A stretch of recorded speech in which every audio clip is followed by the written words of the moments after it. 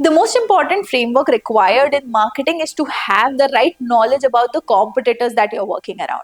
Well, most of us don't want to research on competitors because that gives you a fear of losing out on the control on your own business. But the more you know about your competitors, the better control you will have of your business. So let's try and understand this. If you're running in a market and if you're pitching some of the customers, you should also know that that customer hasn't just come to only you.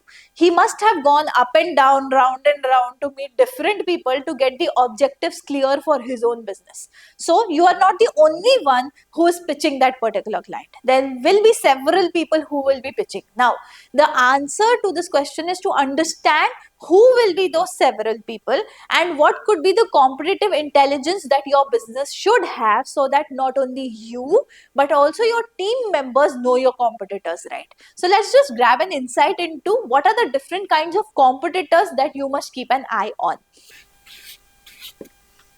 The first kind of competitors that come into picture are direct competitors, that is your DCs.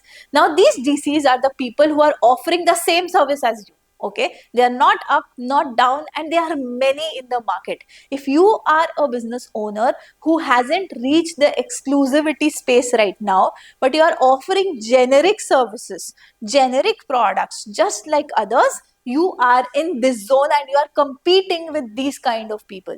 These are your first level competitors, where the direct competitors, who are the people who are offering the same services to the same audience in a similar manner that you are giving. So no separation of positioning is happening, neither from your side nor from their side. For example, if I go to a dentist is a dentist, right? Okay, everyone can do work till the time they prove their exclusivity, what they are good at. So if you're not proving down your exclusivity, you're not talking about the premium side of your business, you are in this zone and your competitors are also in this zone. And if you see this zone is the most dense zone. You will find a lot of competitors here, lot.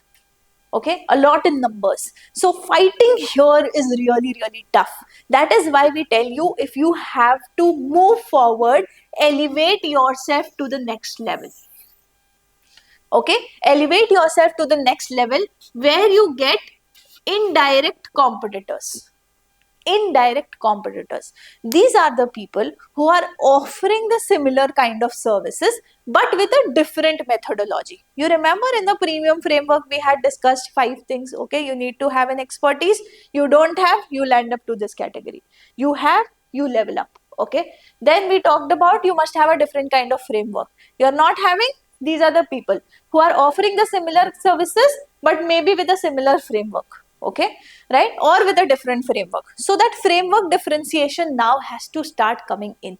Okay, for example, let me help you getting down deep into this. If you are a graphic designer, okay, you have a designing team, you are a marketing agency, or you are a designing company, and you have a lot of graphic designers. Now all of those graphic designers are designing just like a freelancer, using Canva, using Adobe, like I mean generic softwares. There's no exclusivity. Then you are competing here. Okay. Then even if you have a team of 100 people, you are still here. You haven't elevated. You haven't moved up. If you move to a different methodology where you say we combine AI tools, okay, we give you graphics with so many layers, so many things. I mean, give them some technically sound frameworks or a different methodology that they don't know about. Then you are indirectly competing with people who are building a similar kind of results but with different uh, methodology. Okay, now the third thing that comes into picture, or the competitors that you need to be careful about, are your substitute competitors.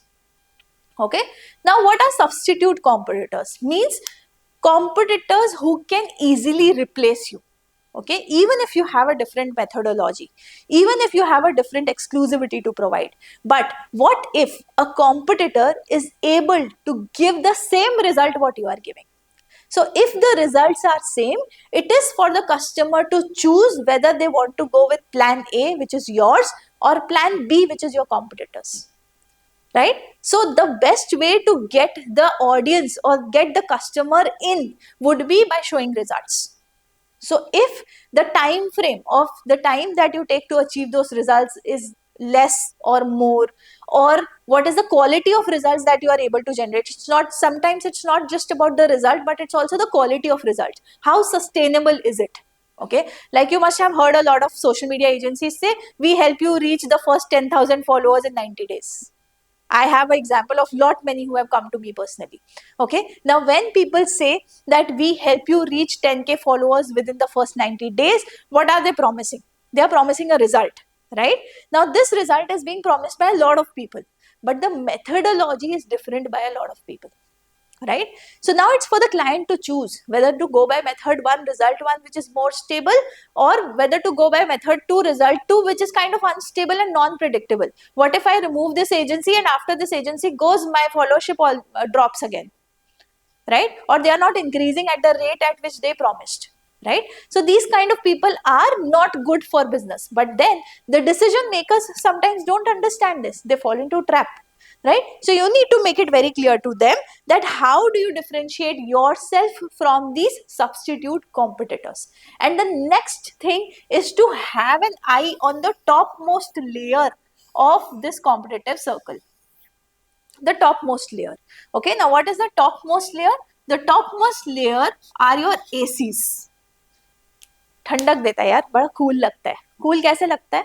Whenever you have some of the top performing leaders in your industry, okay, and you see up to them that I want to be like them, then you are actually seeing up to them as aspirational competitor. You have to reach that level. You haven't reached that level yet because they are already performing so well in the industry. Okay, you are not performing that well, but still they are your competitors and you need to have a knowledge about what they are doing and how they are doing it. Reason being, you have to go there. That becomes your next goal.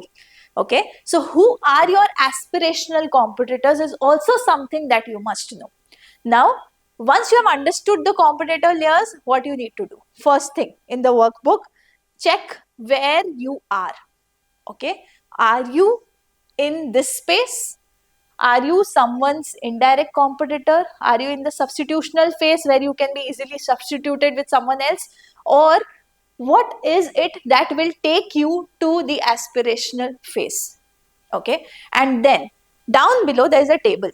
In the table we have asked you to write the names, at least 5 brands or 5 names who are direct competitors of your brand, indirect competitors of your brand, substitute competitors of your brand, and aspirational competitors of your brand, right? Whenever someone new comes in your marketing team, you need to give them a catalog of positioning statement, a catalog of competitor circle. Who is your competitor circle? Who are the competitors? Every single team member in your marketing team should know this. And the problem with people is we don't document. We don't keep it together. That's the result why we have given you the marketing canvas framework at the end of the workbook. If you turn towards the end of the workbook, you will find the marketing canvas. Okay, this canvas is something which you need to fill. Okay, if possible, digitalize it. Print it as a brochure. Give each brochure to each of your marketing team.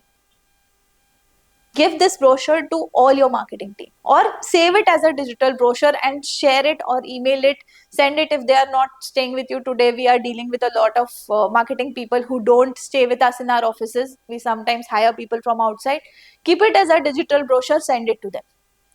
But wait, let the whole program end so that you have the whole marketing canvas ready. We are just getting started. We are just on module 1. See you in module 2.